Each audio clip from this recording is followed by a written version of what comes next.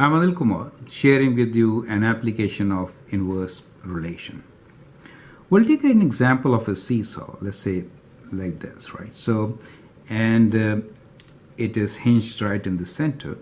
Let's say that is where it is hinged. We call it fulcrum, okay? And we have one person sitting here. Okay, so let's say we have a person sitting here, and then we have another person who wants to sit so that this balances out. Okay, and let us assume that the weight of this person is 60 kgs, and the person is about let us say 1.5 meters from this point, which is the fulcrum, right? So we're just taking an example, creating one. And what we want to know is where should a person with weight of, let me say 40 kgs, right? So much lighter, sit. How much distance away from this person should sit so that it balances out? That is what we're trying to figure out in this particular example. Now here, the relation followed is inverse relation. So this is the center point that creates kind of a moment which will move this seesaw part in this direction. So this person, and it is equals to 60, the mass or the weight of this, times the distance, right, which is 1.5, in this case meters. So basically in seesaw, what we have is that the weight of the person and the distance on one side should be equals to weight of the second person, which is on the other side, times the distance. That relation should be satisfied.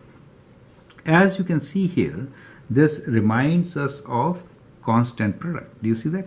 It reminds us of a constant product. That is to say that weight times distance is constant, right? Well, if I rearrange, I get weight, or I could get distance, because we want to find distance, right? So we can get distance is equals to constant divided by weight. Now, does that remind you of something? Distance is related inversely with weight. So if it is a lighter person, distance has to be longer. That is what we have found. But we need to find the value of k. And as you can clearly see, this is an example of inverse relation, right? So let's figure it out. So let's do our calculation. So we have 60 times the distance, which is 1.5, should be equals to the weight of the person on the other side, 40 times. We don't know what the distance is. Let me call that distance as d. Now we can rearrange and write this as 60 times 1.5 divided by 40 is equals to d, right? So you can use calculator and find this answer. So it is 60 times 1.5, and then you divide this by 40 to get the answer, which is 9/4, and in decimals 2.25. So we get 9/4 is the distance, or it could be 2.25 meters, right? So that distance should be 2.25 meters. So we could place the person somewhere here, for example, almost at the edge, whose weight is 40 kgs, and this distance should be 2.25 to balance, for balance.